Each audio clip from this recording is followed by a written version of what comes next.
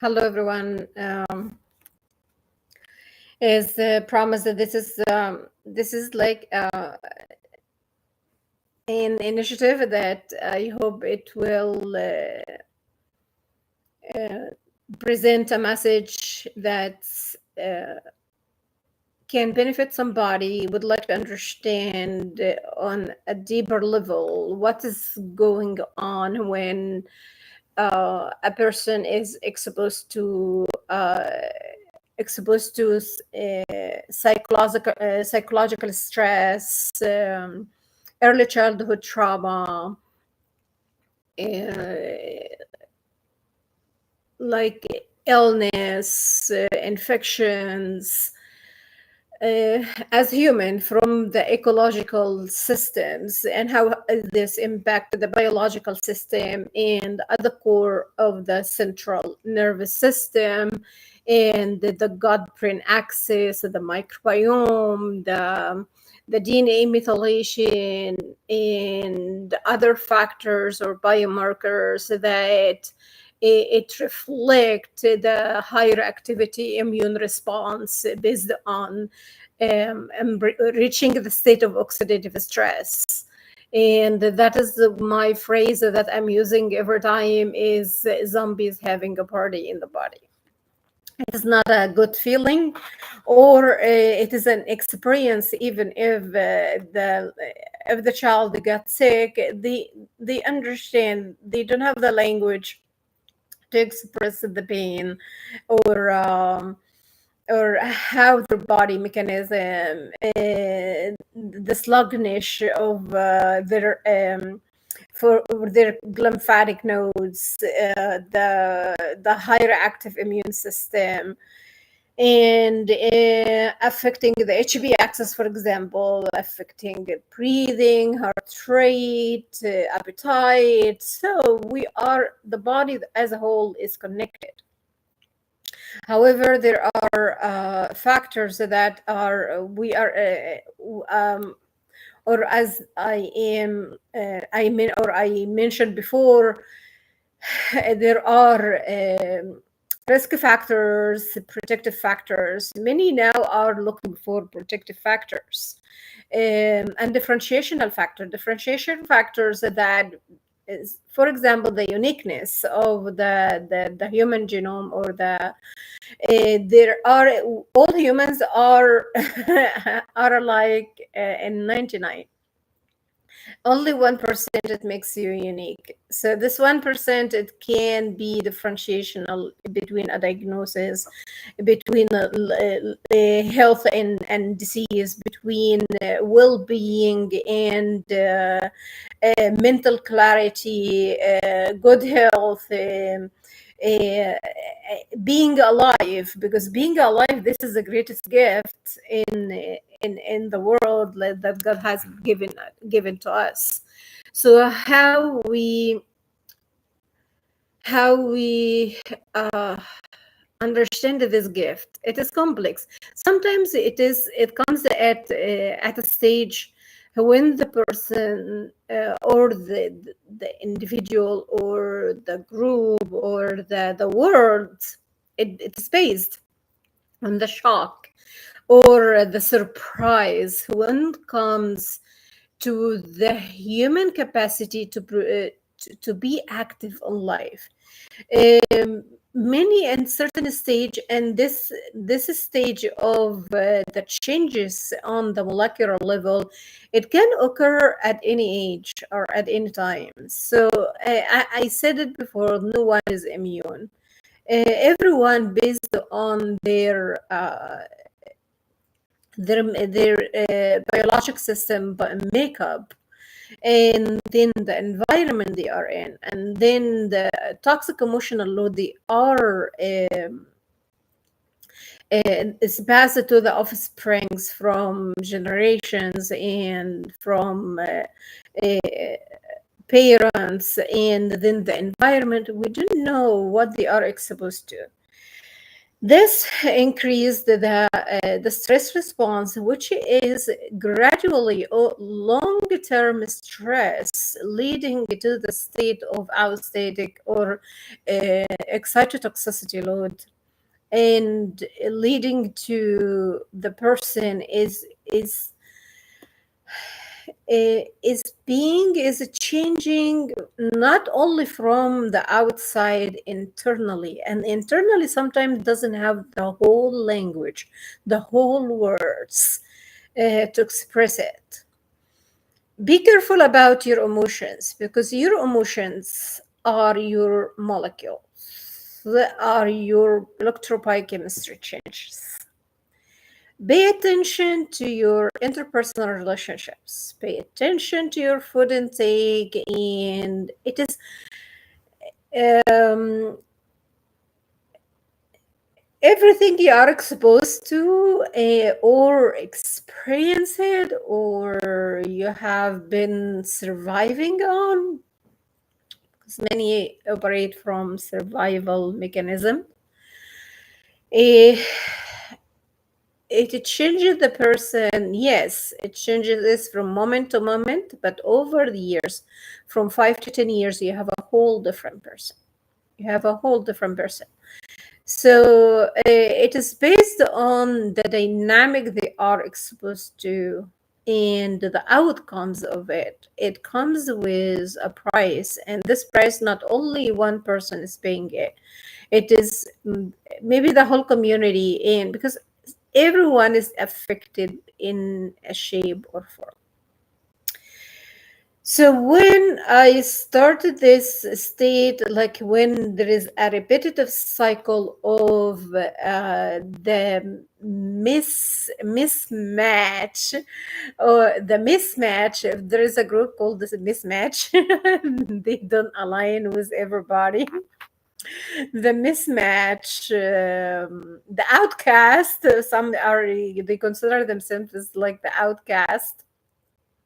Some say like, I don't know what is wrong with me, but this keeps happening over and over, and it puts me in a challenge that I I came to a point that I want to give up. So, and normally majority, like I mentioned before, 20% are subjective vulnerable, are the subjective vulnerable 20%. Majority of them female, girls and women, and the 60% in the stress, trauma, and being used or taken advantage of. 60% of women are women or are females.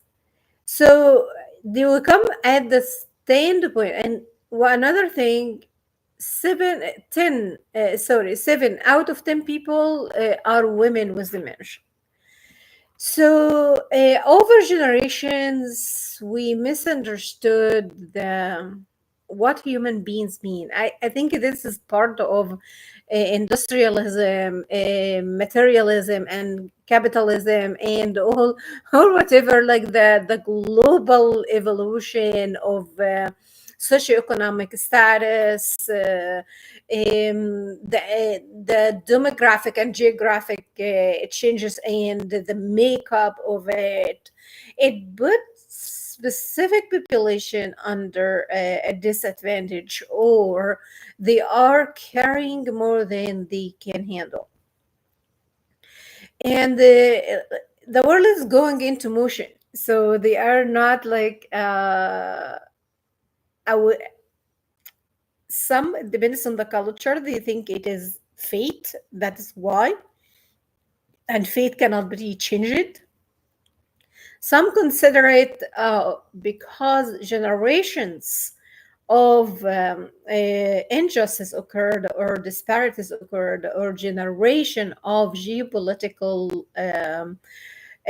changes, it put a specific populations under disadvantage. Who is paying a majority of this socioeconomic and or geopolitical challenge, majority are females. And when females don't have the right modeling, the right, this, like say, role by lead by example, did some cultures heard about it like later in their life after many challenges they have to go through. It didn't come easy. It didn't come easy, or it brought to their sight that what is what had happened is a huge dehumanization to the person that was fearfully and wonderfully created by God. It is intergenerational trauma. It is complex and it's a tapestry. Everybody has to work on their own unresolved trauma because the load is leading to something. I'm calling it trauma bleeding, where everything explode in places, people, environments they didn't anticipate in what had happened decades before, or what had happened years or months or weeks. However, you come to the point that, welcome, you are overwhelming your central nervous system. Your central nervous system has the capacity to bear a lot of heavy emotions and metabolize it in a specific proteins and enzymes uh, and neurotransmitters and hormonal and all of that, and it connected to the brain, it connected to the gut or your GI tract, gastrointestinal tract. It connected later to your deeper into your vascular, this amazing tubes that carry all the blood, the nutrients, the oxygen, and is sustaining you. The other, I call them the vascular health is like the first um, wide world web, the www.com. I call them. And then you have your Wi-Fi, your data center that is immersible. That is your brain. It has a neuron to run around the earth 3 times. Imagine.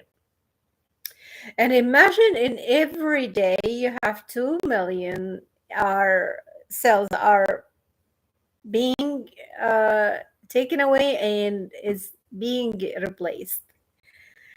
So your body is working hard to sustain your survival. However, humans with we call it normally behavior. That's human behavior. Why do you do that? Human behavior. It is taking me 15 years so far to understand what exactly do you mean by human behavior. What do you exactly mean by it is what it is? And I mentioned before, it is what, when somebody say it is what it is, that's not a good thing. Because we are not looking at the core substance of what's already happening, and if we would like to shovel it under the rug, is gonna be shown across the lifespan in the 20s, 30s, 40s till 100. It's gonna show up because all what you are processing is metabolized either in a good way or in not good way.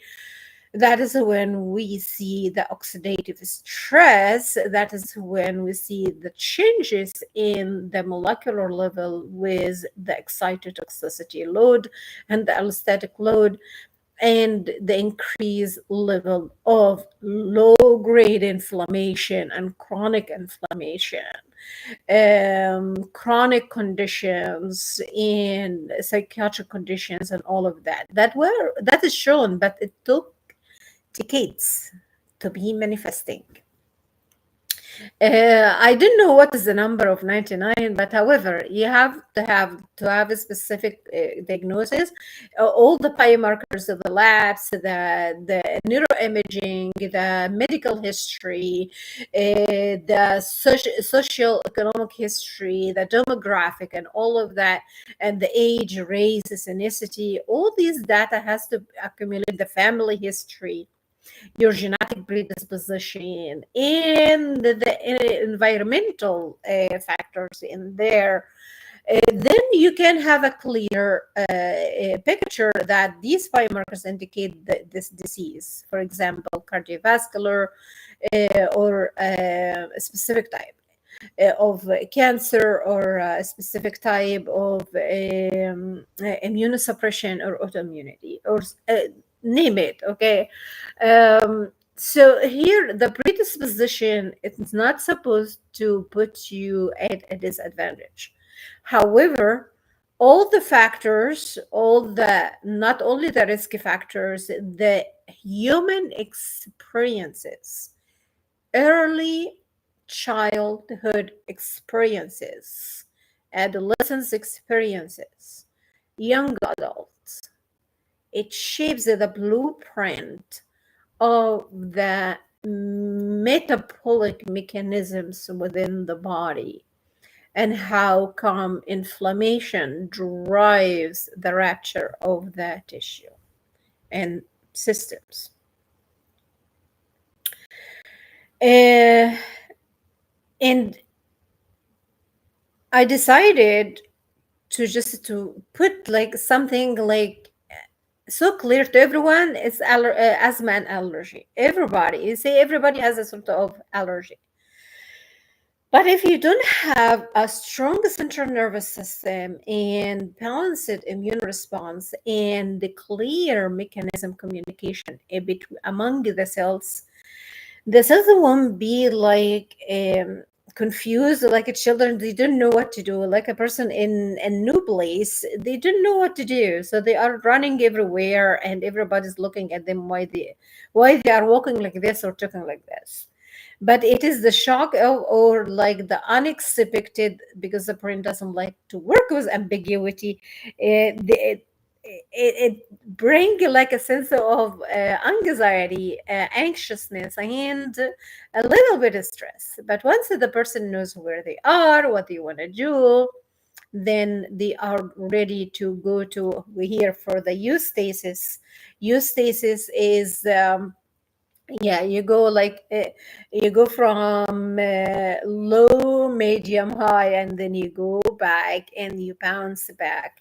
So that is good exposure, because your brain is being exposed to new experience that is gonna form a meaning, is gonna form a specific new or new synaptics connections. They are gonna create emotions. They are gonna be stored in the memory. They are gonna be brought back when similar occasions happen or similar situation occurred. So your body is a very highly intelligent system. It is a multi system. So you're not giving it the value or the worth or the aptitude toward appreciation to it. Unfortunately, it is a human interaction and communication. It is very highly complex. It's not simple. I wish it could be simple.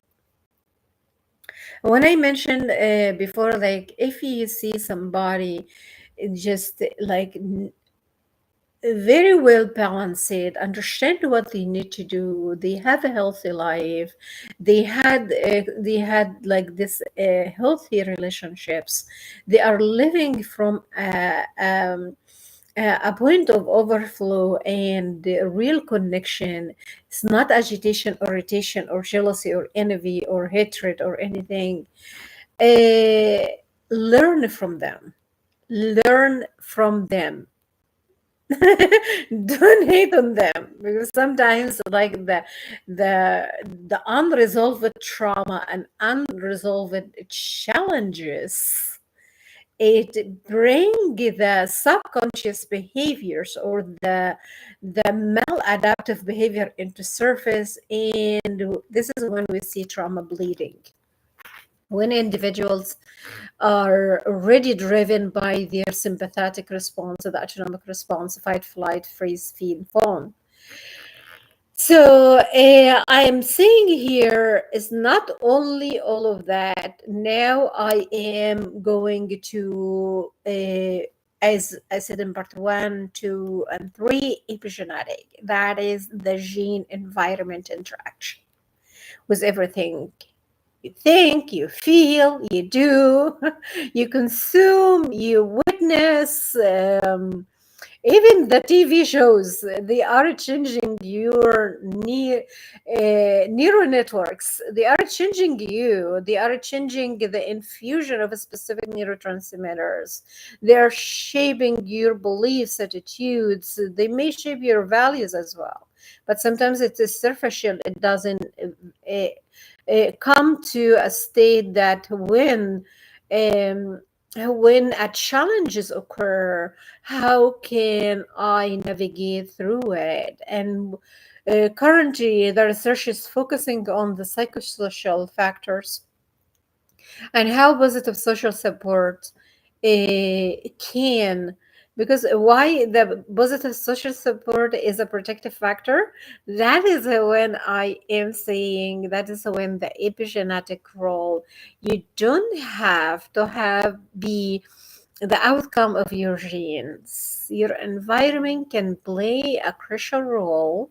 That's why we say whenever wherever you live, wherever you are, you learn, you work, you play, you worship, it's so important and critical, because this is over 5 years, 10 years, it's going to present a whole new person.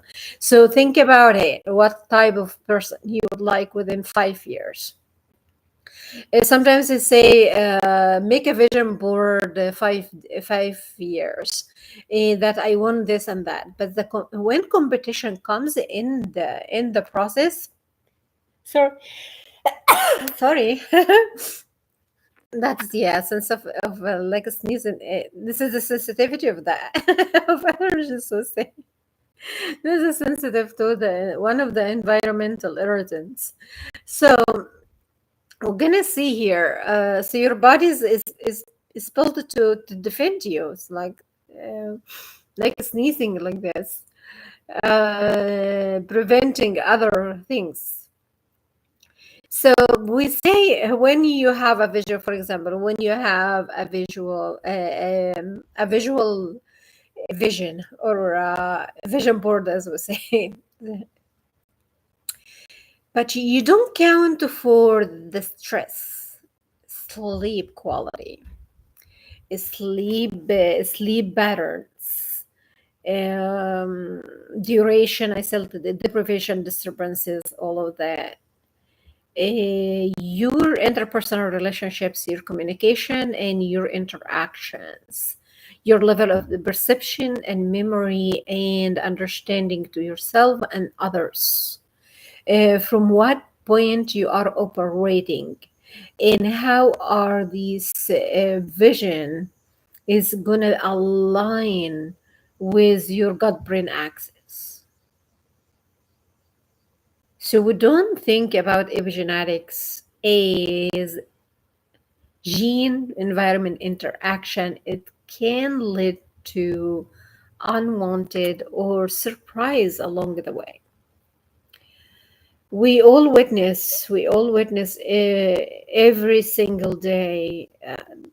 There is a story in the news. There is a story in the social media. Social media is huge in impacting the neuropathology and the pathophysiology of the human life. Um, what you are exposed to, what you read, what you think about, what you watch, that is all is changing you on molecular level. And that is when essentially we say the epigenetic role, especially in the immunity, because your immunity, that is a reflection of functionality of your central nervous system later on. So things like that is it can lead to agitation, irritation, violence, as mentioned, all domestic violence, crimes,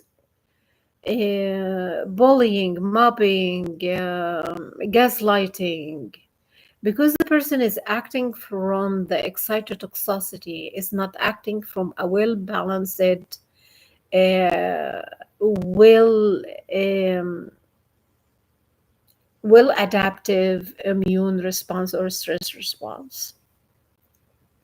So, what is activated, what is excitatory, and what is inhibitory, what has been silencing, what has been mutated, what has been, all of that, this is your chemistry that present either the sympathetic or the parasympathetic response.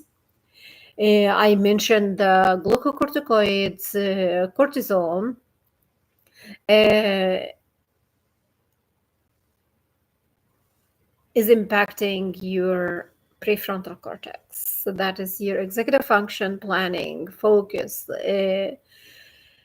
name it, short term working memory, attention. It presented the human. The prefrontal cortex presented the human.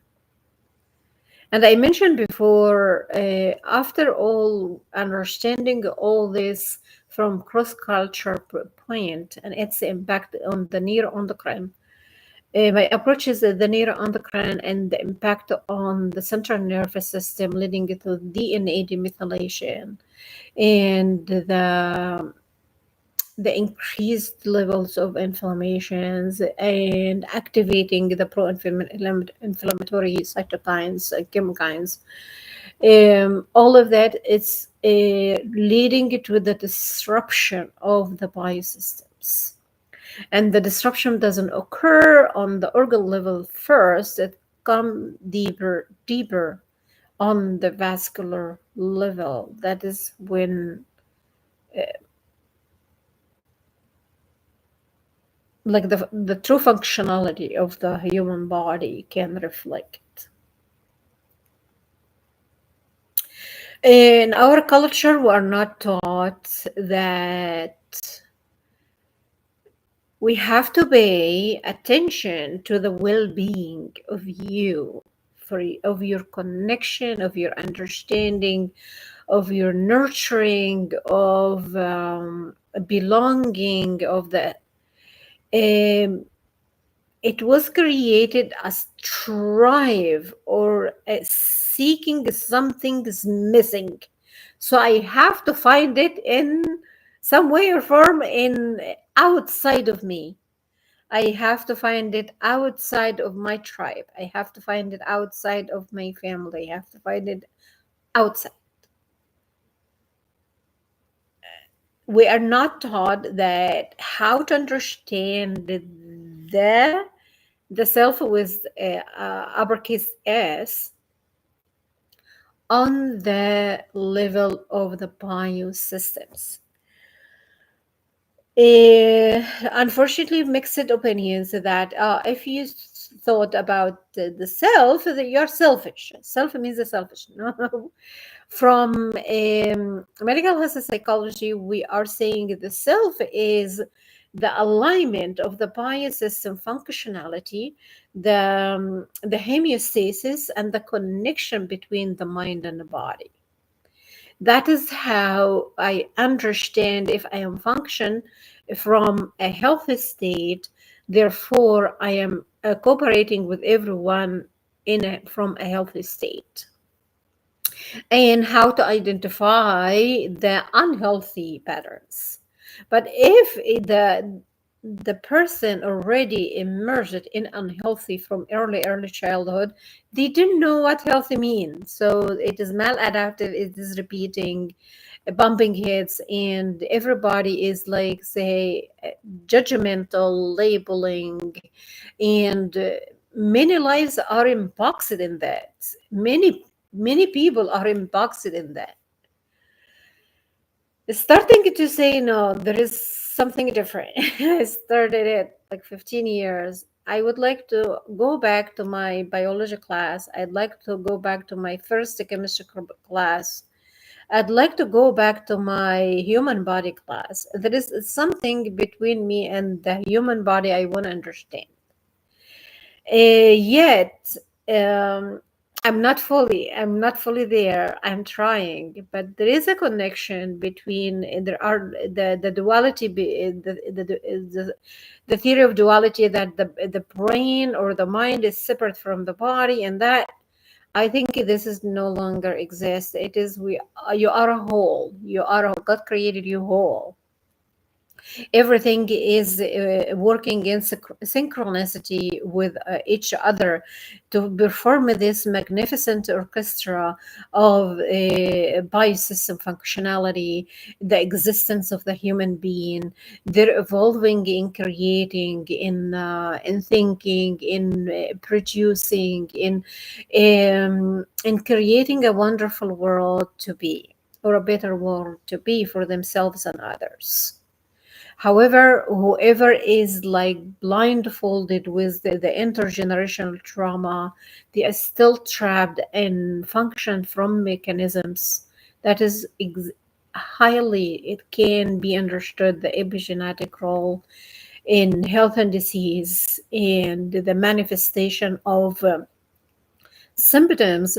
It wasn't exist like 50, 100, or 200 years ago. And the severity of the manifestation, it wasn't there like this before. This means that, like, the person has a high level of toxic emotional load, and excitotoxicity ratio and allostatic load left unnoticed, or create this autopilot mechanisms for humans to be more performing from a lower, a reptilian mammalian brain, rather from the in- the human brain, that is the executive function, and the prefrontal cortex and the cortices. So it's starting from the neocortex and the prefrontal cortex. That what takes a long time, till 26 or 30 years old, to develop fully, and I make something very unique, and it is particular um, to the person based on their experience and what they have been exposed through since they are in the utero. So I'm continuing the epigenetic topic, because I'm saying, every time we're breaking a layer, a piece of the layer of the onion, and that till we get to the core, exactly what we need to focus on from culturally perspective, from holistic perspective. Holistic means a whole person, the whole person. You are not parts.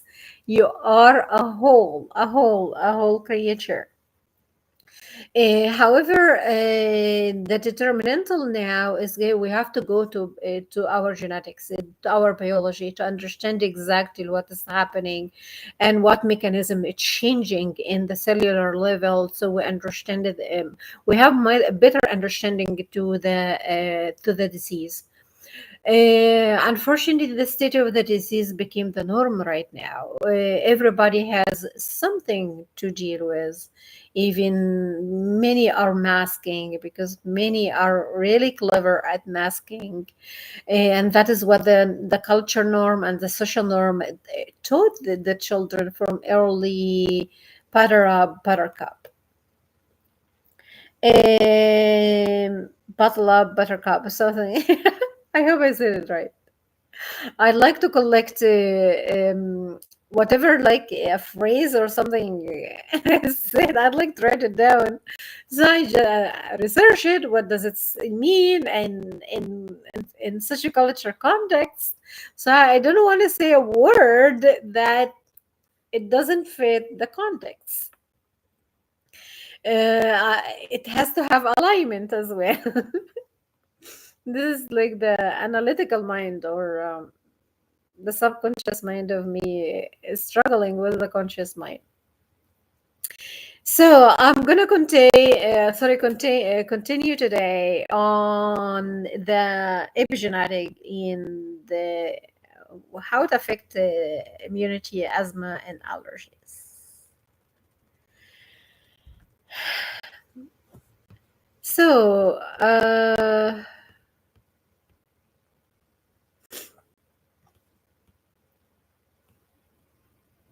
I'd like so, from PNI or psychoneuroimmunology, explores the dynamic of interactions between the psychological processes, the nervous system, and the immune system, emphasizing how these interactions influence health and disease, including asthma, allergies. Differentiation factors he referred to molecular and cellular determinants that influence immune cell development, gene expression regulation, and disease manifestation through epigenetic and neuroimmune mechanisms. The T helper cells, Th differentiation, T1, Th1, Th2, Th17, and regulatory T cell or TREGs is tightly regulated epigenetic modification such as DNA methylation and histone acetylation. DNA methylation patterns at the interleukin 4 gene locus promote T helper cell 2 differentiation, which is implicated in asthma and allergy response. Epigenetic mechanisms can be modulated by stress and biological factors linking it to nervous system and immunity. Sorry, I don't know what's happening today. Chronic psychological stress alters the glucocorticoid receptors, GR, sensitivity via epigenetic changes like methylation of NR3C1 gene, disrupting hypothalamic adrenal pituitary adrenal HB axis regulation and affecting. Sorry, guys. I don't know what's happening today. Anyway, access regulation and affecting inflammatory responses. Induced epigenetic alterations can skew immune differentiation, lowered pro-inflammatory T helper 2 and or T helper 17 responses, exacerbating asthma and allergic inflammation. Neurotransmitters or neuropeptides like substance B and norepinephrine influence immune cell differentiation and function by modulating cytokines profiles epigenetically. Substance B promotes mast cell activation and T helper 2 responses, intensifying allergic inflammation. The vagal nerve modulates inflammation via the cholinergic anti-inflammatory pathway, affecting epigenetic marks or on immune genes. Psychosocial factors that can influence expression of microRNAs and long non-coding RNAs, which in turn regulate immune cell differentiation and inflammatory pathways relevant to asthma and allergies. Stress-induced alterations in non-coding RNAs modulate a key transcription factor like GATA3, T helper 2 differentiation, and RORTYT T helper 17 differentiation.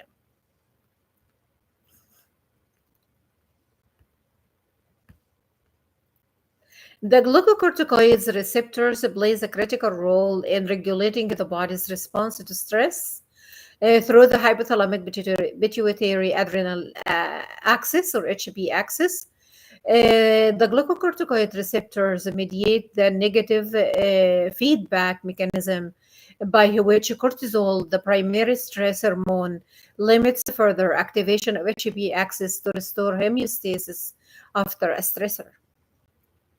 Early life adversity, such as childhood abuse or neglect, is a profound environmental factor known to affect brain development and long-term stress responsivity. Individuals exposed to childhood abuse often expose altered HB axis function, increased risk in psychiatric disorders like depression and PTSD, heightened inflammatory responses. These effects suggest that early trauma leaves a biological mark influencing gene regulation in brain regions critical for stress and emotion regulation. Epigenetics refers to the heritable changes in gene expression that do not involve changes in the underlying DNA sequence. Key epigenetic includes DNA methylation, addition of methyl group CH3 to cytosine nucleotides in DNA often lead to gene silencing. Histone modification, chemical changes to histone proteins affecting chromatin structure and gene accessibility. These modifications influence whether genes are turned on and off, thus regulating the cellular function in response to environmental cues. The NR3C1 gene encodes the glucocorticoid receptors studies, including the seminal work of McGowan al. 2009 and the later reviews by Ruth and Swed 2011 showed that childhood abuse is associated with increased DNA methylation at the promoter region of NR3C1, particularly in brains such as hippocampus, which is essential for negative feedback regulation of the HB axis. Increased methylation at the NR3C1 promoter reduces gene expression. Lower GR expression results in impaired negative feedback on the HB axis. This leads to prolonged cortisol release in response to stress, contributing to vulnerability to stress-related disorders. Still, the animal studies show a similar increase in methylation of the glucocorticoid receptor gene promoter, validating the link between early life adversity and epigenetic changes. Epigenetic changes are stable but potentially reversible, suggesting that areas as an area of therapeutic intervention. Epigenetic modification of the glucocorticoid receptor gene affect not only stress reactivity but also the immune system because cortisol modulates inflammation. Higher cortisol increase the inflammation, other neurotransmitters like glutamate, histamine. So this leads to more excitotoxicity and the dysregulation of the HB axis. Dysregulation of HB axis due to epigenetic silencing of the glucocorticoid receptor can contribute to heightened inflammatory states relevant to disease like asthma and allergies, where stress exacerbates symptoms. Um, Understanding epigenetic marks helps explain individual differences in stress vulnerability and resilience. It opens the potential for biomarkers to identify individuals at high risk and epigenetic therapies to modify gene expression. Epigenetic marking of the glucocorticoid receptors gene due to childhood abuse involve DNA methylation. It changes that downregulate glucocorticoid receptor expression, impairing the body's ability to regulate stress hormones effectively. Imagine this happened from early childhood. Imagine the pruning stage in their like early childhood and their adolescence. How do you think what type of gray matter density and white matter under this excitotoxicity load and the mechanism that disrupt their biosystems? Imagine what is the natural outcome out of this hyper acceleration of inflammatory response. Impairing the body's ability to regulate stress hormones effectively, these mechanisms link early childhood, early life psychosocial adversity to lasting biological alterations in stress responsivity and immune function, underpinning increased risk of psychiatric and inflammatory disorders. Stress, HB axis dysregulation, and immune imbalance.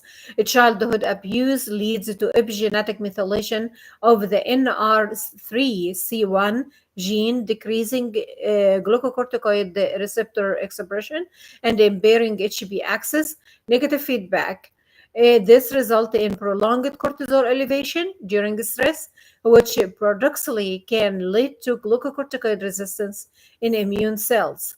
Glucocorticoid resistance impairs the anti-inflammatory effects of cortisol, leading to a chronic pro-inflammatory state that contributes to the persistence and severity of asthma and allergies. Cortisol modulates the differentiation and function of the immune system, especially T helper cells. Reduced glucocorticoid receptor function skews differentiation toward the T helper 2 dominance, characterized by interleukin 4, 5, and 13 production, which is central to allergic inflammation and asthma pathogenesis. Epigenetic change in NR3C1 can also interact with epigenetic regulation of cytokine gene loci, amplifying a T helper 2 driven allergic response. Stress-induced epigenetic changes create a feedback loop where psychological trauma leads to HB axis dysfunction and immune dysregulation. The resulting increased airway inflammation, hyperactivity, and remodeling aggravate asthma symptoms and allergic reactions. Neuroimmune mediators like substance B and alter the autonomic nervous system, tune amplifying inflammation and bronchoconstrictions in genetically and epigenetically predisposed individuals. Children and adults with histories of childhood abuse exhibit more severe asthma, poorer responses to corticosteroids, and higher rates of comorbid psychiatric disorders linking to epigenetic glucocorticoid receptor dysregulation to clinical outcomes. Epigenetic markers such as NR3C1 methylation may serve as a biomarker for identifying asthma patients with stress-related glucocorticoid resistance.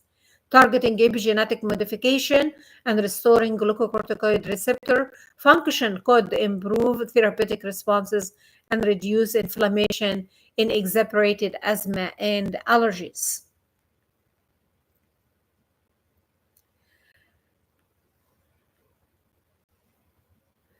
So this is a partial of the connection between HP axis, glucocorticoid receptor methylation, dysfunction and dysregulation, glucocorticoid resistance, and how that increase the inflammatory cytokines or the chronic inflammation leading to psychiatric disorders and physiological disorders as well, or for example asthma and allergies. Some therapeutic approaches for the dysregulation of the epigenetic glucocorticoid dysregulation is DNA methylation inhibitors, such as 5 as the cystidine and cytopin can demethylate DNA, potentially restoring glucocorticoid gene expression and improving glucocorticoid sensitivity in immune cells. Although primarily used in cancer, research is exploring their utility in inflammatory and psychiatric disorders linked to epigenetic dysregulation. Inflammation, number one of any diagnosis. Uh, Mitigating, regulating, modulating inflammation, that is a challenge, not only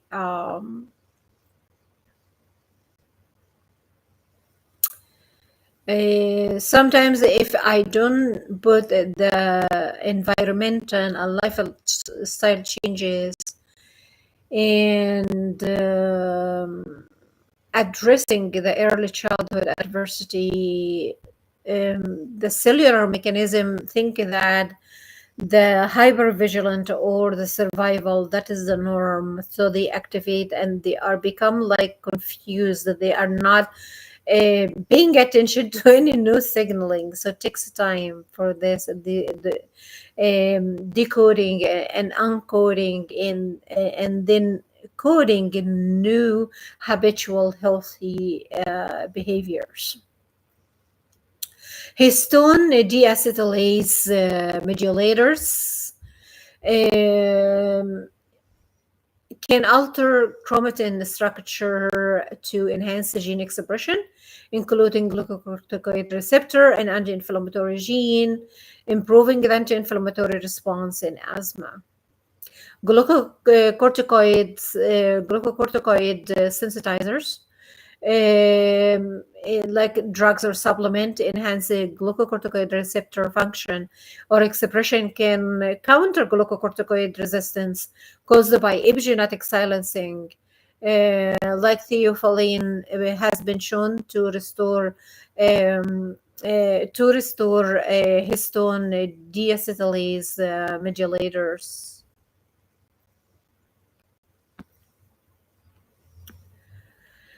Stress reduction intervention. So we say stress reduction. Some say stress management is, for me, stress management, that is when you started to stabilize a specific state that you are having, you develop, it's over time, a tolerance under pressure, a tolerance when stressful or psychological distress situations, and that requires a lot of neuromuscle training, and it has to come within scenarios. How many families, like I say, now we are going to design, like for example, 3 psychological distress, but we are going to identify them. We are not going to like act upon them. We're going to identify them, and then we're going to do the neuroimaging or the visualization, that how we can deal with this. And we understand that over time you are going to build the capacity. You're going to build a capacity, because when you fill the cup, you fill it within its capacity. Okay, so the capacity can be like a third or a half or a quarter. However, there is still progress. So it is not a detrimental that you are failing. No, you are having a level of capacity. Identify this level of capacity and repeat till you master it, then you turn into the second level. Are we taught like that? Are we designing as a community and a culture to like that? Everybody walks from home. They have a specific load, they have a specific agenda, they have a specific goal, and everybody is walking their own journey. But however, when this excite toxicity ratio or load or aesthetic load is in place, it leads to more dysregulated central nervous system, miscommunication, increase the conflict, misunderstanding, and we increase the state of allostasis and chronic conditions manifestation. So are we taught as a culture to do this, identifying these scenarios, how you are going to respond in them, and how you are going to build your capacity and what level of capacity? And when you are going to master it, you are going to move to the second level. How many individuals, families, or culture or communities are designed like this? Unfortunately, you see the repetitive patterns. Everybody's looking how to copy or imitate, thinking this is the norm. Never thought how their biosystem are functioning. When the psychological distress occur over years, over time, and leading into change in molecular levels and changing in the biosystems. How many are taught like this, especially with competitive, highly, I don't say, high conflict, high psychological distress situations, diverse, and every human presenting a unique scenario, but we are not created solo.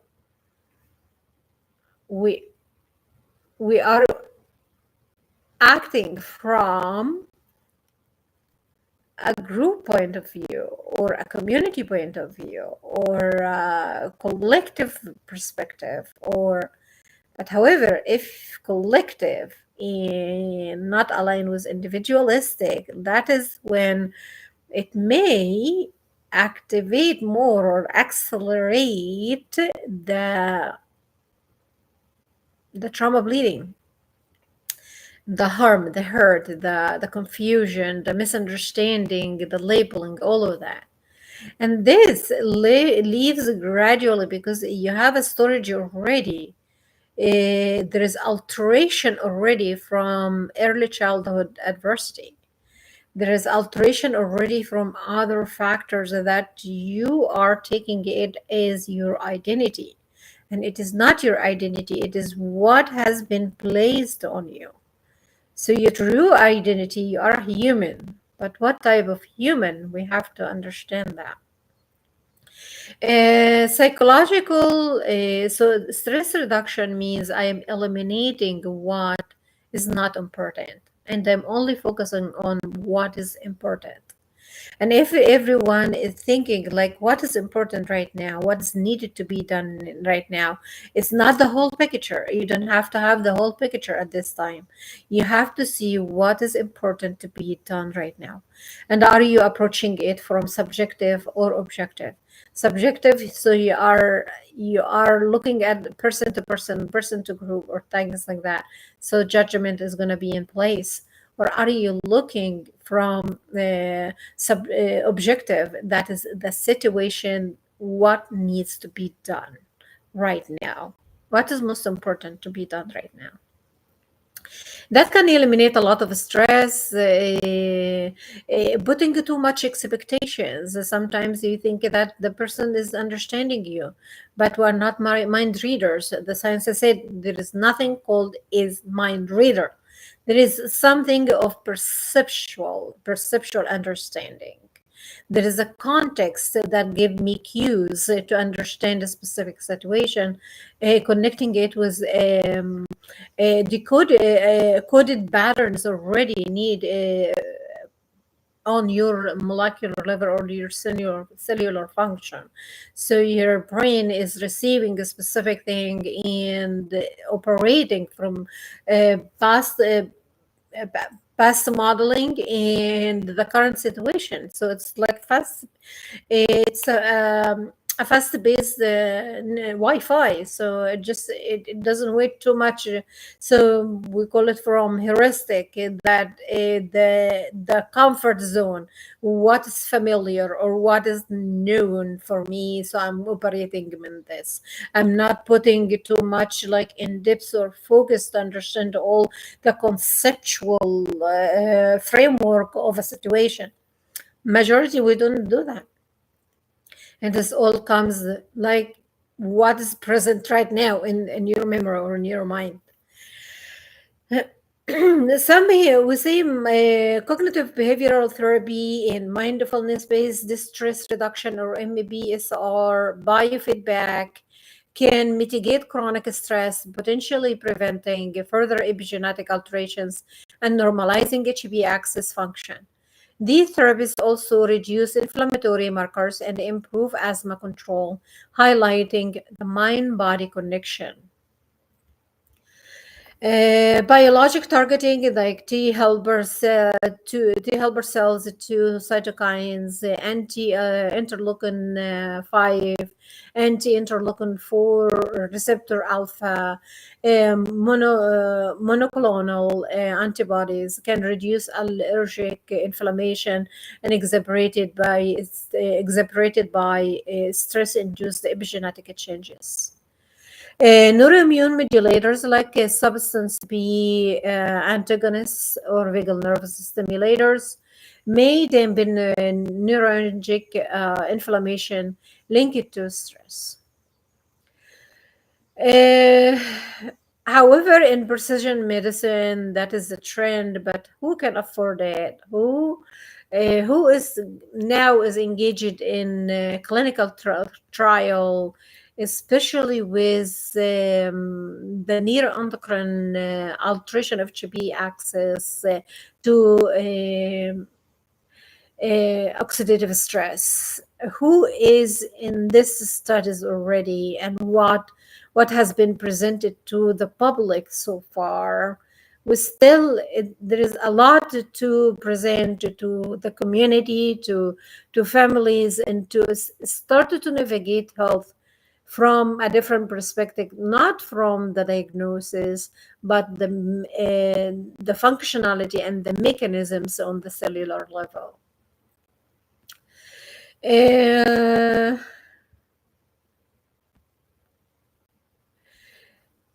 Still, there is some challenges, include specificity and the potential side effects, but advances in targeted delivery of DNA methylation or HDAC inhibitors is still work in progress.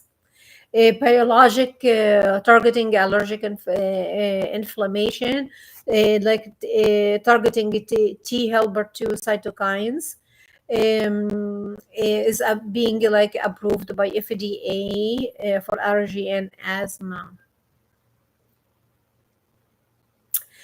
Psychological, as I mentioned, psychological and behavioral interventions. It is mindfulness based stress reduction and cognitive behavioral therapy, relaxation training, demonstrated clinical benefits in reducing asthma exacerbation and improving the quality of life, likely to normalize HB axis function, reducing inflammatory markers. These interventions are widely used and recommended for asthma management, especially patient with anxiety and PTSD. So that is related to adverse childhood experiences, exposure to severe traumatic events, and unresolved trauma that is trapped on the cellular level and has been metabolized or running the brain and the biosystem's metabolism, not for the benefit of the individual, but it's unfortunately from high chronic inflammation state. And this is not a good state for the cell to function. This is the confusion. This is exactly like you are having a high fever, and no matter what medicine you are taking, and it's taking longer time to respond until it comes to the, like they say, the right medication, the right treatment plan, the right understanding what needs to be done. Then the restoration of the homeostasis can take place. But the younger the person is, the most effective outcomes could be. Another point I'd like to say is the microbiome. Your anxiety, this is GI, gut brain axis connection. It increases your stress responses, activate the non-wanted neurotransmitters, elevation like cortisol. Emerging research links to gut and airway microbiome to epigenetic regulation of immune gene influencing asthma and allergies, probiotic and metabolite-based therapies modulating microbiome composition are being explored to directly modify epigenetic state and inflammation. There is the personalized medicine or the precision medicine is guided by the biomarkers. What are the epigenetic biomarkers profiling? And this is another. So I'm gonna say DNA methylation profile. We said the low grade inflammation profile, your metabolite profile, excited toxicity ratio. It's a lot. It's all on the biologic, but what has activated all these zombies? What type of an environment the person is communicating, living, and especially like their patterns of sleep, their brain waves, their perception, memory, all of that, their interpersonal relationships, their socioeconomic, their level of education, all this interacts with in your cellular level. So don't underestimate anything comes in your life, it has an infected to change you internally. Like advances in epigenetic biomarkers profiling, like NR3C1 methylation status, mRNA signature, like E1, E2, E3, the epigenetic biomarkers enable stratifying patients who might benefit from specific therapies like corticosteroids and epigenetic modulators. Not every medication fits everyone. So there are differentiator factors that this specific medication or intervention work for this group with these biomarkers, but may not be others to be responsive to it. This approach aims to improve treatment response and reduce trial and error prescribing, because prescription or diagnosis depends on 50-50 probability and possibility. It is not 100%, because we are seeing a small tiny portion of the molecular mechanisms on the biosystems. But the scenarios or the case studies is presenting a specific population, presenting with a specific group of diseases. So sometimes a specific treatment plan or medication can work with a specific population but cannot work with others. However, I cannot generalize everything. Now we say the differentiation factors, it can make a huge impact on the personalized precision medicine. For example, like investigating the role of MIR 146A and MIR 223 in modulating the TREGs cells during sublingual immunotherapy for allergic rhinitis.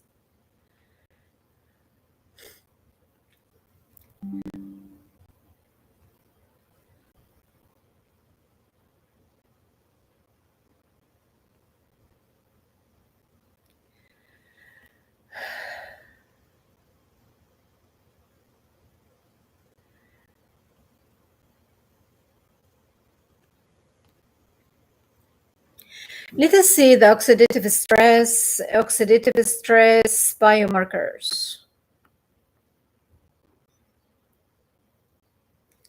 Oxidative stress biomarkers. So, oxidative stress occurs when there is an imbalance between the production of reactive oxygen species, ROS, and the body antioxidants defense. Antioxidant, this is the anti-inflammatory, this is what fights the inflammation. Excess reactive oxygen species can damage lipids, the fat tissue or the lipids, proteins, and DNA, contributing to inflammation and tissue energy, the damage. Oh, like for example, like we're saying the rupture of endothelial tissue and uh,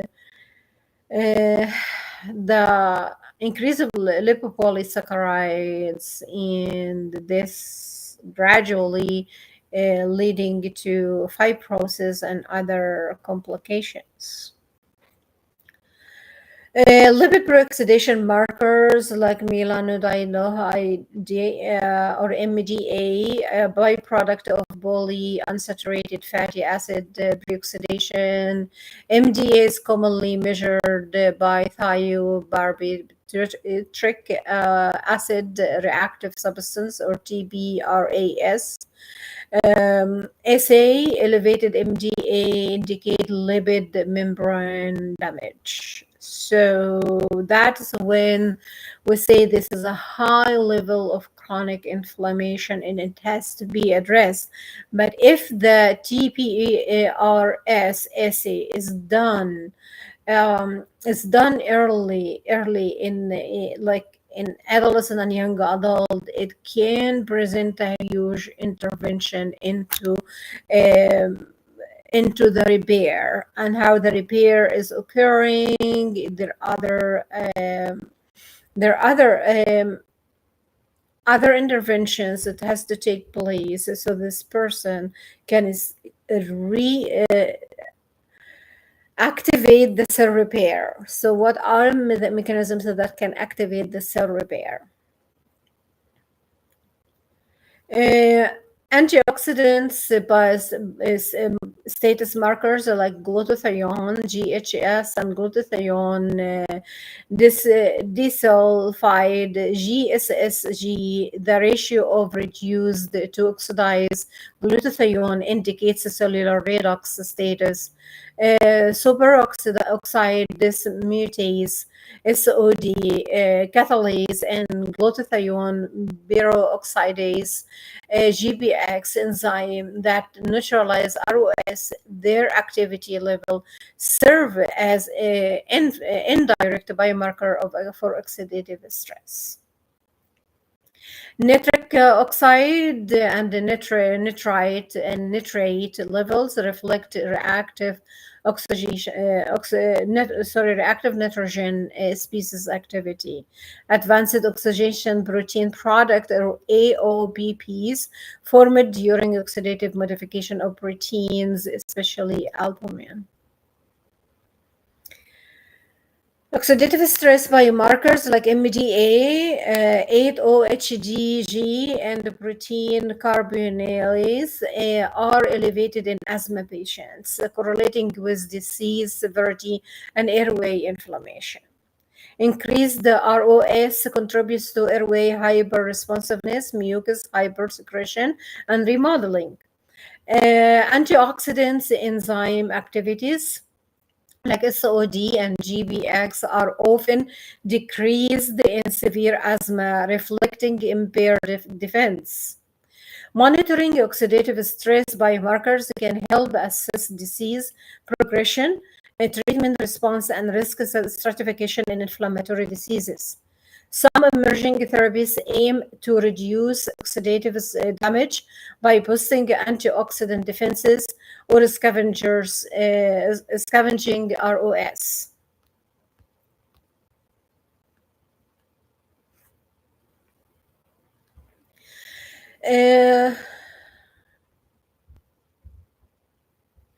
For example, elevated MDA levels in asthmatic patients, serum correlates with disease severity. So elevated level of MDA in asthmatic patient serum means severity of the state of their asthmatic.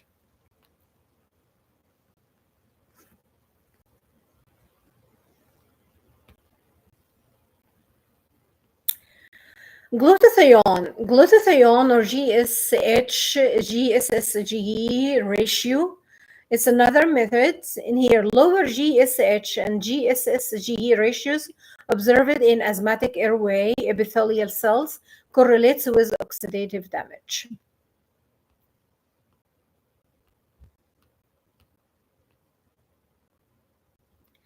Lung inflammation underlies numerous respiratory diseases, including asthma, chronic obstructive pulmonary disease, and acute respiratory distress syndrome, ARDS. A crucial factor exacerbating lung inflammation is oxidative stress, a state where excessive reactive oxygen species overwhelm the lungs' antioxidant defenses.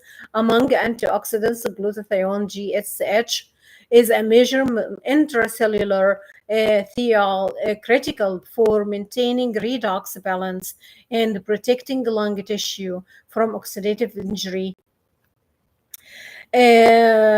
ROS such as superoxide ion or O2, hydrogen peroxide H2O2, and hydroxyl radicals OH are generated. Activated inflammatory cells, neutrophils, macrophages, mitochondrial respiratory chain leakage, environmental factors like contributing to that, like smoking and pollutants. Oxidative stress activates pro-inflammatory transcription factor, NF-kappa P, increasing cytokines and chemokines release. It impairs epithelial barrier function, enhancing susceptibility to infection and allergen penetration. Mucus hypersecretion, airway remodeling, and promoting fibrotic responses. Glutathione GSH is a tripeptide composed of glutamate, cysteine, and glycine. It exists predominantly in reduced form GSH and unoxidized disolidified form GSSG. GSH serves as scavenge free radicals, act as a substrate for antioxidants enzyme like glutathione, peroxidase, or GBX, detoxifying peroxides, maintaining thiol status of protein critical for cell function. Glutathione peroxidase or GPX reduce hydrogen peroxide to water using GSH producing GSSG. Glutathione reductase GR regenerates GSH from GSSG using NADPH, sustaining the antioxidant pool. The GSH GSSG ratio is a key indicator of cellular oxidative stress and redox balance. GSH synthesis occurs mainly in the systole and is regulated by glutamate cysteine ligase or GCL, the rate limiting enzyme. Availability of cysteine often limiting under oxidative stress. During inflammation, increased ROS demand leads to upregulation of GCL and enhanced GSH synthesis as an adaptive response. GSH is abandoned in the systole, but also transported into mitochondria and extracellular spaces, epithelial linen fluid. Extracellular GSH protects airway surfaces from oxidants and modulates immune response. Impairment in lung diseases like COPD and asthma decrease the intracellular and extracellular GSH levels are reported. Impaired GSH recycling due to reduced glucocorticoid activity exacerbates oxidative damage. Smoking and pollutants deplete GSH by overwhelming synthesis and recycling pathways.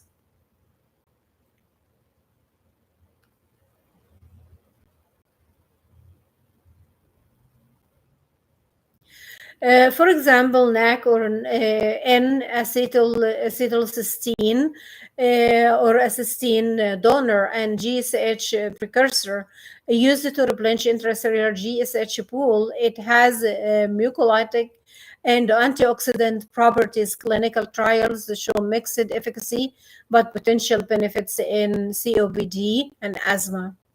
Glutathione aerosol therapy, direct delivery to lungs, show promising in improving antioxidant defenses. Oxidative stress is central to the pathophysiology of lung inflammation, with glutathione serving as a vital antioxidant buffer. Regulation of GSH synthesis, recycling, and distribution determines the lung's capacity to counterbalance ROS and limit inflammation. Induce the damage, therapeutic strategies, enhancing glutathione availability and function hold the promise in managing inflammatory lung diseases. Glutathione exists mainly in two forms: inside the cell, reduce the GSH and oxidize the GSSG. Accurate measurement of these forms are there, and their ratio provides insights into cellular redox, balance, and oxidative stress status.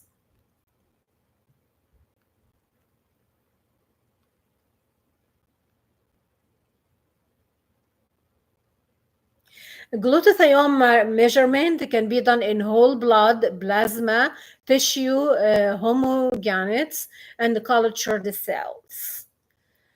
Samples must be handled carefully to avoid oxidation during processing, adding preservatives like N-ethylamide. For GSSG measurement, free GSH is often masked chemically before assay.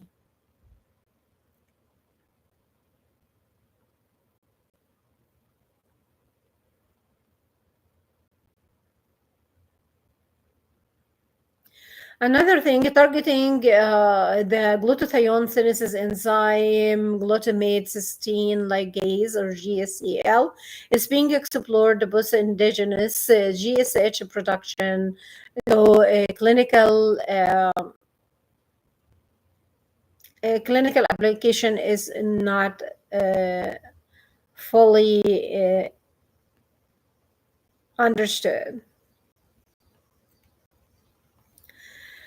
So, what are the steps that a person can adapt, or a family, or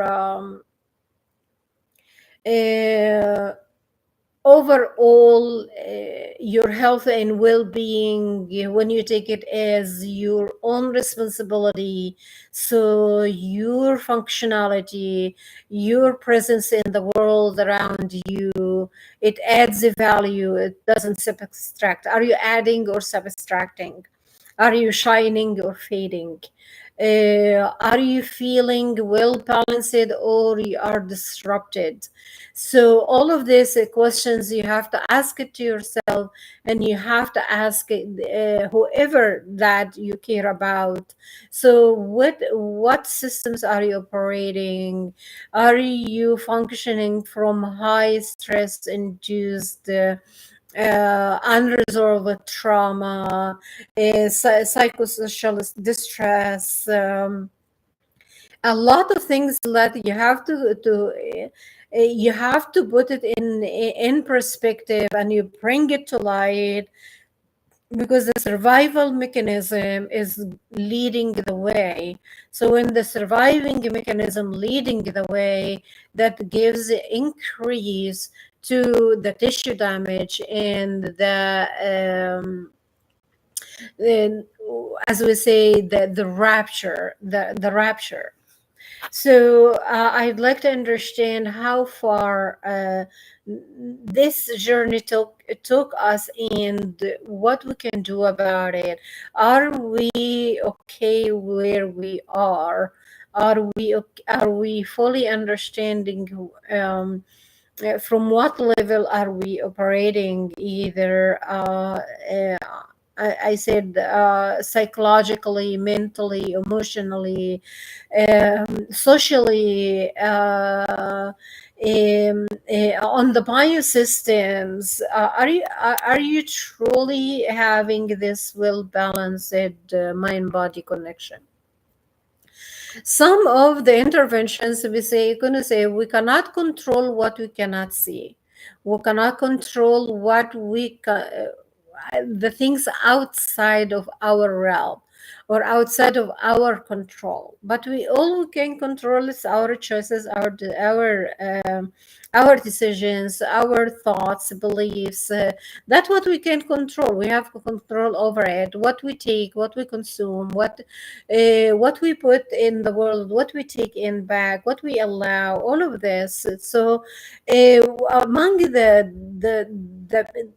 the perceptual, or the things that you can have control of, is your, for example, your nutrition and diet intake. uh, I mentioned before, humans are nutritionally deficient. They are not chemically imbalanced. Because the imbalance exists to a different degree, or way, or form. But what type of imbalance they are having? Are they having like cytotoxicity, or are they having the inhibitory? Which one they are having imbalance in? What is their sensitivity in insulin, in serotonin, histamine, all of that? What is the level of their sensitivity on the biological systems? What is their window of tolerance in stress? What is their sleep habits, pattern, durations? Um, what type of attachment, the attachment theory, and I'm going to bring it to understand the mechanisms, what led to to the rapture. I mentioned from the utero, the stress that has been, the parents have been exposed, it's passing into their offspring. Already there is alteration in the gene expression. So what we say like stress reduction. This means I identify there is a load of stress. Is it a toxic stress or is it oxidative stress or this is what type of stress I'm? So then I'm saying I'm modifying my nutrition. So I'm modifying my diet based on this finding because that what may assist with the modulation with the repair. For example, the intake of fruits and vegetables, high in vitamin C, E, carotenoids, flavonoids, polyphenols. These foods bolster endogenous antioxidant defenses, including glutathione synthesis. Omega-3 fatty acids found in fish oil and flax seeds, omega-3 have anti-inflammatory properties and may reduce airway inflammation. So I'd like to provide a dampening to the excitation of the inflammatory cytokines. Avoidance of processed food, reducing intake and processed and high sugar helps. Foods help lower systemic inflammation and oxidative stress. In acetylcysteine or NAC precursor, diets rich in cysteine containing protein support glutathione synthesis. But I do prefer the plant protein plant-based as the animal protein, the higher intake of it, it can increase the spike of the insulin. So over time, you can develop insulin resistance, even it is protein. You say, but when I take it from plant-based, like white beans, like beans and peas, it is way better than because it breaks slowly in the blood. It breaks slowly. But the animal protein, it may lead to increase in insulin, leading to insulin resistance as well. Vitamin D modulates immune responses and had been linked to improved asthma control. With asthma and allergies, not recommended intensity exercise because this intensity exercise with asthma and allergies it increases the oxidative stress, the ROS, and the unwanted zombies. Moderate regular exercise enhances endogenous antioxidants enzyme activities like SOD, GPX, and glutathione levels, reducing oxidative stress, while intensity exercise increase the oxidative stress because this is all cellular mechanism. The metabolites in your cellular mechanisms. Exercise improves lung function, reduce systemic inflammation, and enhance quality of life in patients with asthma and COPD. Care is needed to avoid excessive exercise induced oxidative stress, particularly severe disease. So those who are having asthma, please, as much as you can, do moderate exercise and be aware that it is not only putting your body under stress and pressure, but it activates the oxidative stress mechanisms. Chronic psychological stress activates the hypothalamic pituitary adrenal axis, and it's already altered with a childhood abuse and chronic stress, a long-term exposure to traumatic events. So, axis and and sympathetic nervous response, so that's fight, flight, freeze, faint, fawn, increasing systemic inflammation and oxidative stress. So, my focus now is not only the level of stress that allow you to do a task. No, I am into the metabolic mechanism of oxidative stress. These are the zombies. And once they shape the pattern in the cell memory, the cell membrane memory, they think that is the norm. They cannot communicate further from healthy communication. They have disruption in communication. Interventions such as mindfulness, yoga, and cognitive behavioral therapy have been shown to reduce inflammatory markers and improve asthma control. Sleep hygiene. I said the sleep is the more now is so interesting. Neuroscience now is crazy about sleep studies. Crazy because it presents a roadmap to the brain metabolic mechanisms and immune response in the brain. And that is amazing. That is amazing. Poor sleep quality is associated with increased oxidative stress and worsened lung inflammation. Optimizing sleep duration and quality can improve immune regulation and reduce inflammatory cytokines. Weight management, yes. The overweight and obesity, that is it is the second after smoking. So, and smoking can lead to increased weight to obesity as well, because the high level of of inflammation,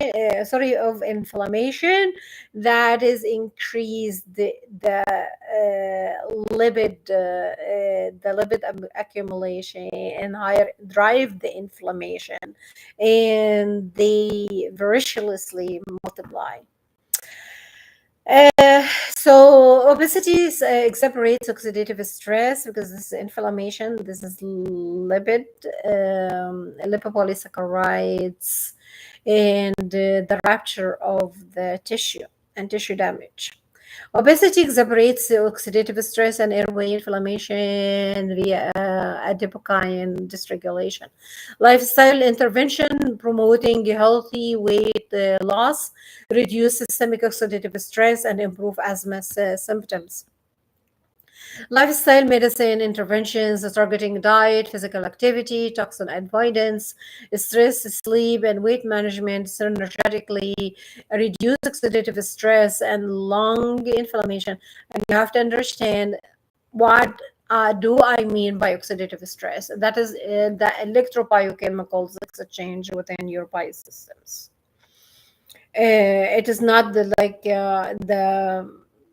finishing a task or something like that. So that is the healthy type of stress. So so we want to shift our attention from the word stress just to be now too much of thing. It became overloaded, and overload, it makes a cognitive overload of a word or some sort of expression. It uses its meaning and function, but we have to shift it to the electrobiochemical mechanisms and function within oxidative stress. And what does it mean when I say oxidative stress? Those who are cardiovascular, cancer, with rare orders of epigenetics, they are living this educational journey and to understand their molecular mechanism and how they function, and what can mitigate. How can I do something about it? So these non-pharmacological approaches complement the conventional therapies and hold the promise for improving respiratory diseases outcomes through modulation of redox balance and immune function. So how come I reduce oxidative stress and inflammation in the lungs and improve immune regulation? The younger, the better. The younger, the best, because you have a huge storage of stem cells and cell repair and restructuring of your neuro connections. Not only neuro connections, your neurodynome and neuron networks. You are in the making. The younger you are in the making, you are in the making. So be aware, what are you putting in there for young ones?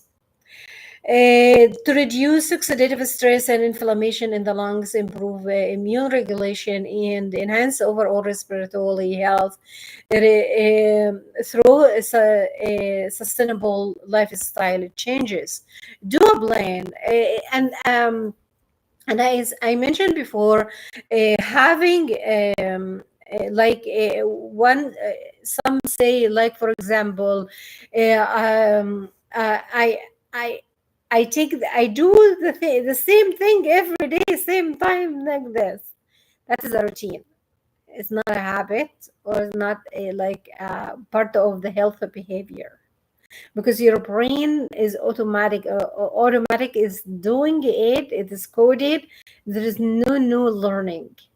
There is no activation of good things within your body.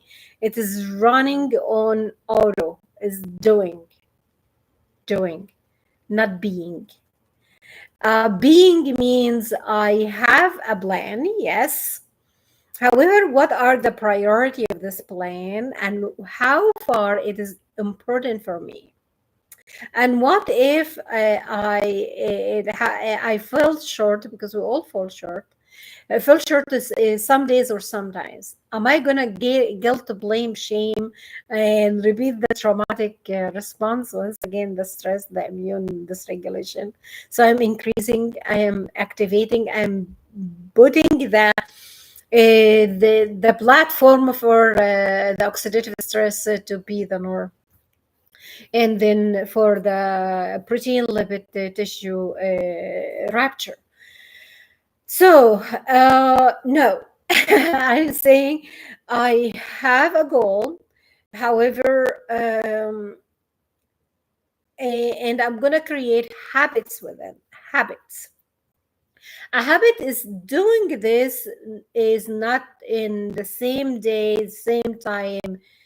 It is infusing it in my day without pressure and without a specific structure to do this first, the second, third. And the plan, I'm gonna get it done. It's gonna be getting done. So I didn't say I'm gonna get it done today. Sometimes things happen and disrupt. So what happened if? But still, you are creating this behavior of discipline, of creating a habit, that something has to take place when it could be. That gives you eliminate the stress response. At the same time, you are not activating the high sensitivity. It is not laziness, it's not nothing. No, I have a goal, and this is going to be done on a range. So we're taking a range, not a structure. Your brain understands the structure and loves the routine. This is when automatically doing it, like certain things you have to do it every single day. But in infusing a change, that requires effort and force. Effort and force. So we're gonna do this. This is the what with the in physics. We are gonna apply force, but this force has a certain of pressure. But I'm not gonna be a full condensation.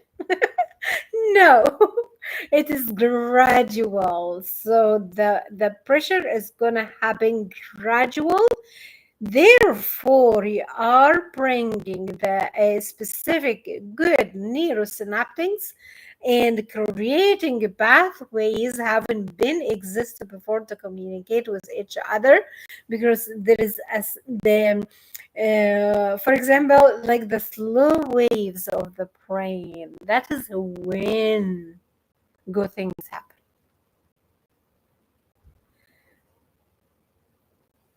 So, how to go to this synchronicity and oscillation?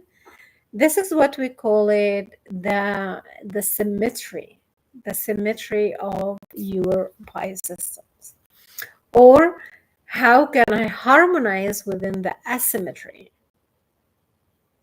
Pieces don't make sense together, but how can I restructure, reshape, recreate so you are engaging your mind in a new whole level of processing that will bring attention, that will strengthen certain neurocortex and certain pathways within your central nervous system that will infuse the well-being within your life.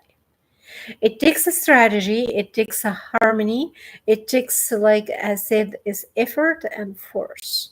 But this force, it is not like a heavy or like high pressure. It is a gradual pressure. Gradual pressure present resilience and tolerance.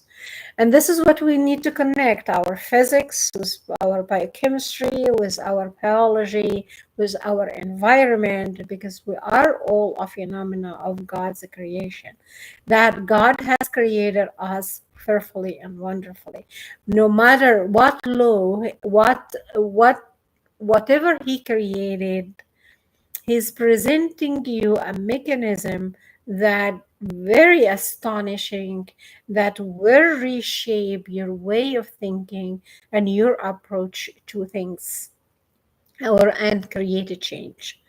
It's not like wearing a certain color today and tomorrow a different color. It is this attitude of that there is something needs to be done. It will be done, but it's going to be done gradually and measured.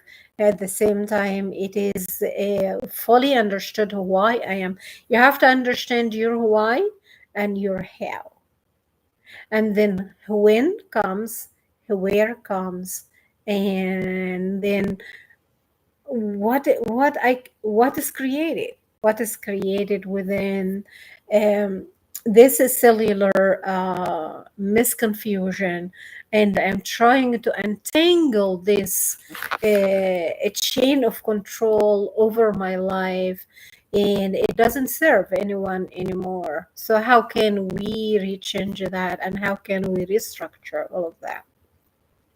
It's restructuring by changing how we are understanding our life and our connection with all the whole body, mind, body, brain, and spirit and soul, whatever you're gonna say. But you are fearfully and wonderfully made. How to create this regulation within self so I can enjoy the day to the best I can. You are not meant for suffering. This is not the fate. This is the fate, the culture. That is not. God created you. Yes, you are gonna have challenges. You are gonna have many things that will activate you, the processes that He created within you, to have a function, to have a meaning, to have a place and a space. So be kind to yourself and start taking small steps. Start integrate specific habits when it happens, when it happens. I don't know if this makes sense. Hydration is your sleep. Um, your way of communication, are you specific? Do you have a priority, or you are running all over the place? uh, like uh,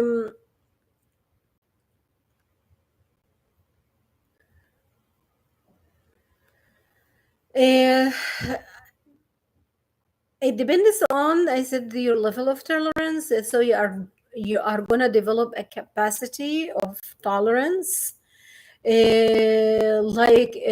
toward environmental triggers, like uh, smoking. This is smoking cessation is number one for whoever is having this behavior, because you are destroying yourself on a molecular level. So, and then the cascade of sickness, like pollutants, things we cannot control, but however, in some areas, they are highly tense on pollutants, and than others. So what can I do? Like purifying the area, that as much as you can. Avoid heavy traffic during peak hours, and allergens, indoors and outdoors. Yeah. If the environmental the environmental pollutants now exceeding humans. Stress reduction, as we said, create from 10 to 20 minutes through your day, just to recap and breathe and connect. Be thankful, gratitude. Think of things that happy experiences, because normally our brain is designed 95 negative. So the reticular formation, the hippocampus, it's all storing all negative experiences. So the brain like to recall, and living on that. Try to, as much as you can. When this comes, we say, remind yourself of the grace of God that over your life.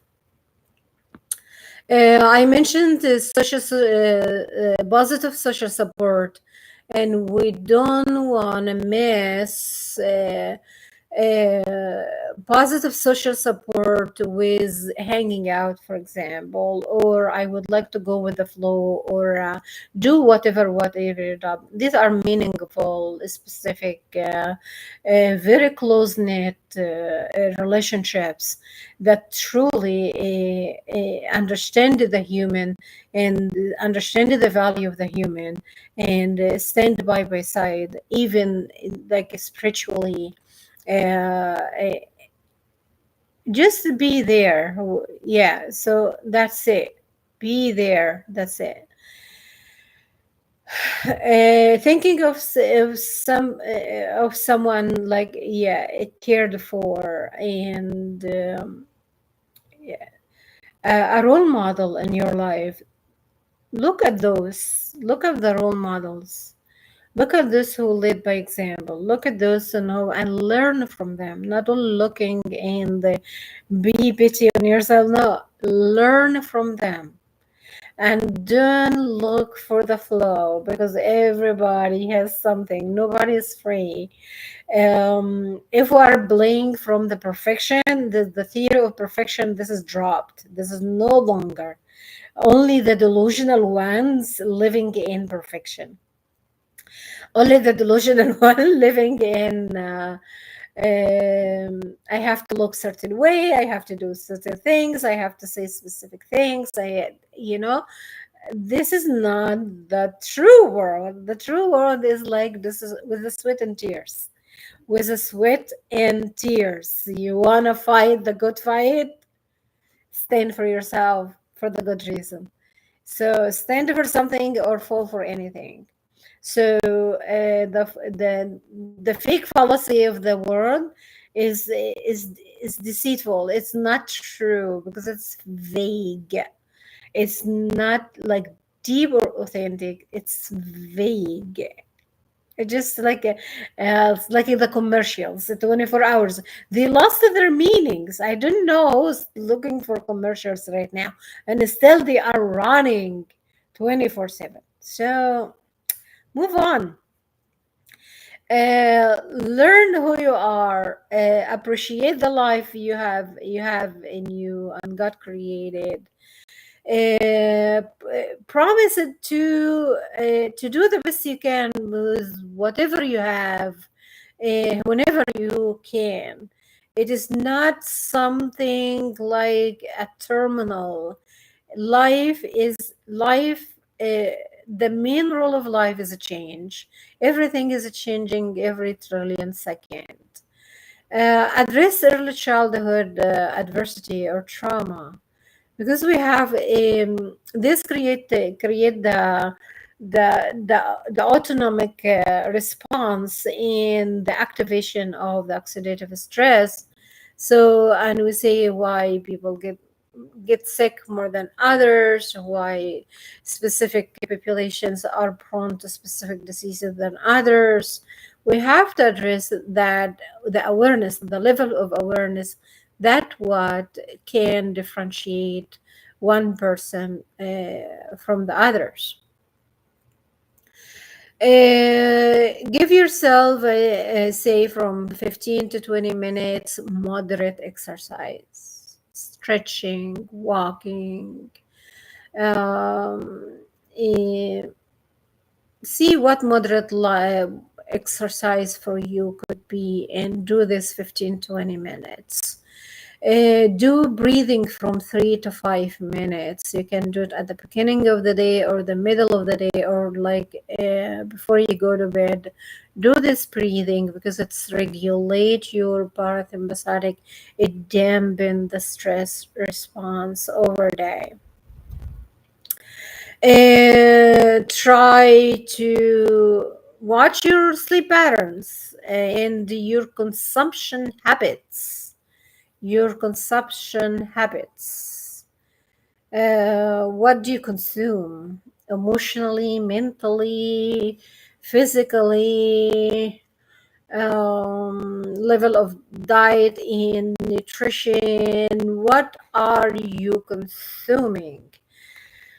So, understand the role of nature versus nurture, or the gene, environment, or epigenetic mechanism, and the role of psychosocial stress in the mechanism of activating the inflammatory response or the chronic inflammation, and the activating the disposition of the asthma and allergies. So, being said, uh,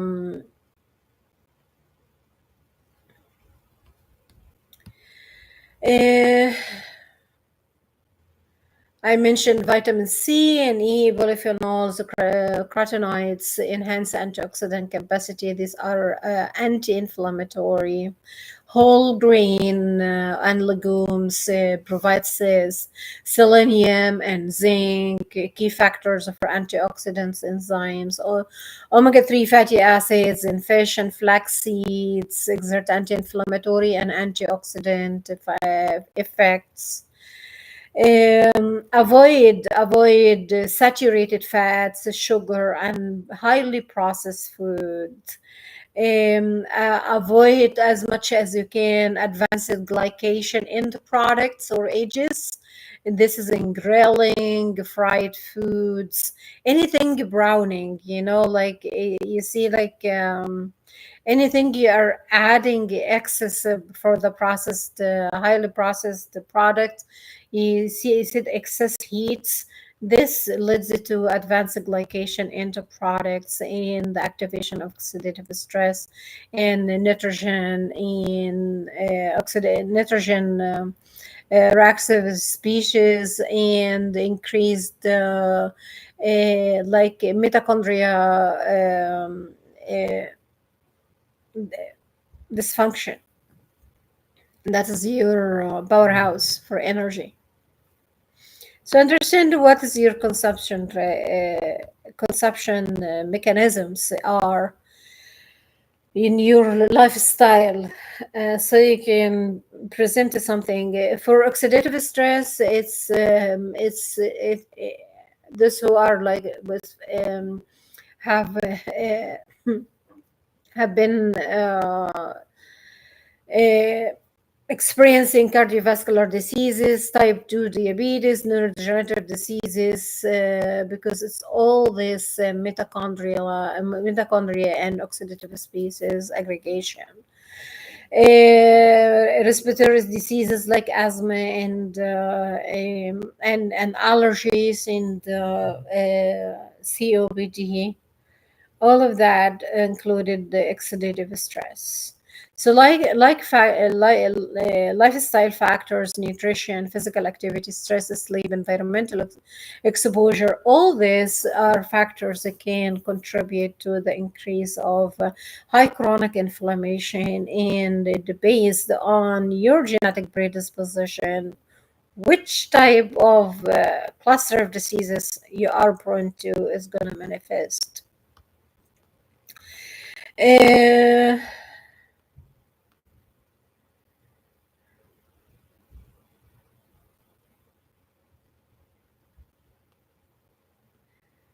being said, lifestyle medicine is with early intervention, highly effective intervention, type of intervention to reduce oxidative stress,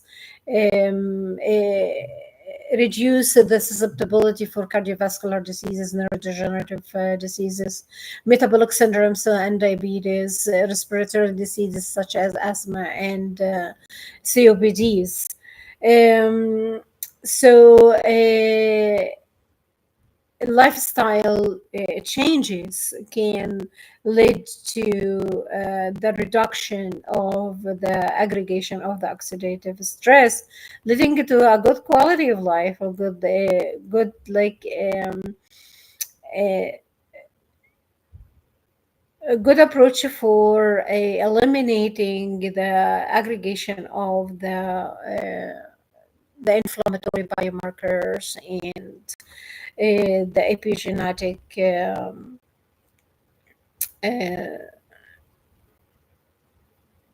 dysregulation.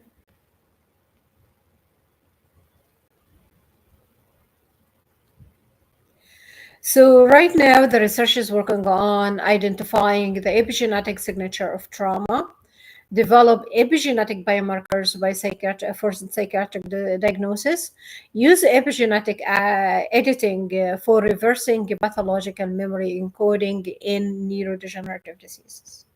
So this is what the research is now, especially in stress-related disorders, addiction, autism, and schizophrenia. These clusters of disorders, they lead to disability, and they lead to a high stress caregiving and alteration even for the other person or the other of the it's leading to more predisposition to um, like manifestation of other diseases. So this is important, like epigenetic now at the forefront of the research and the clinical trials to understand the mechanism, how to mitigate it, how to modify, and how to regulate. So now there is a huge call for guidelines for epigenetic data governance, especially in the context of germline and editing. This is from the embryonic and from the prenatal epigenetic interventions, so we can decrease this load of epigenetic and the predisposition to chronic illness and psychiatric conditions. It can lead to predictive, preventive, and personalized approaches, and it can impact the global public health and the transgenerational research. to advance the field of epigenetics. So it is not only your gene now, it is your gene environment interaction. And that is the chicken or the egg, which one leads to the other. What we can do about it, what type of information would like to disseminate and put it to the public so the conversation into care can shift. Not only I have a flu, but what drives it, what is happening right now on metabolic mechanisms and function from mind-body connection. That can present us with something to hope for, and the new generations will it can guide what school I want to proceed, because right now it is a collective effort.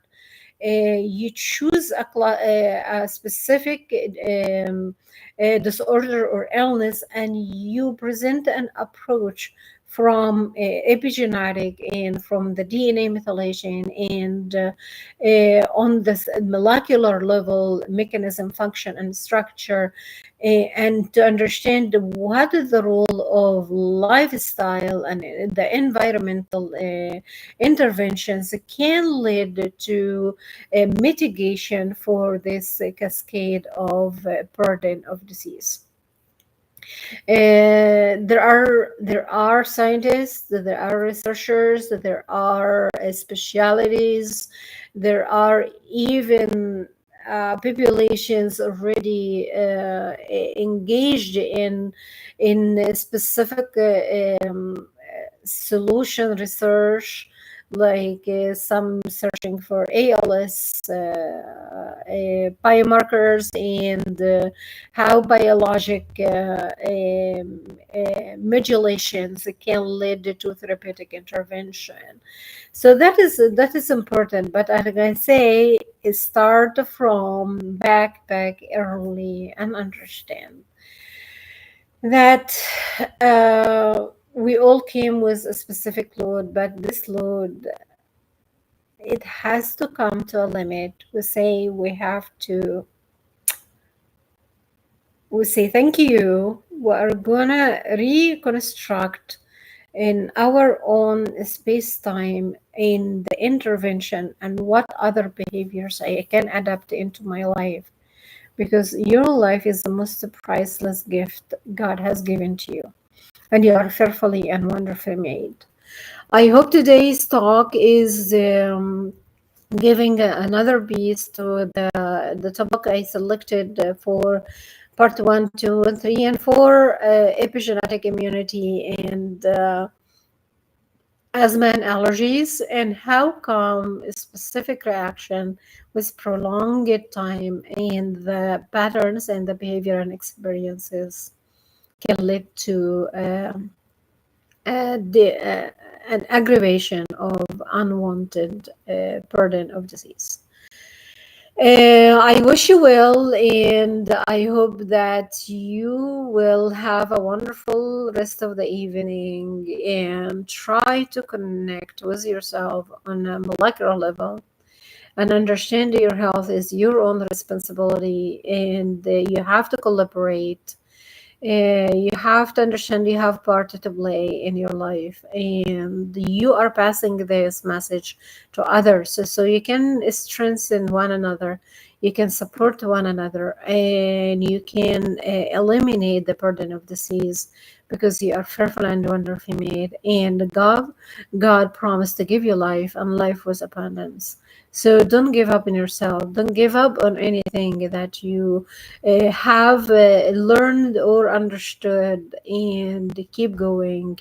And I wish you well, and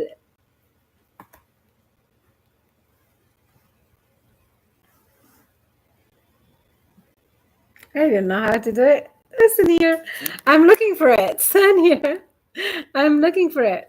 So where it is, I don't know. And peace. I don't know. And bees, I got it. Bees.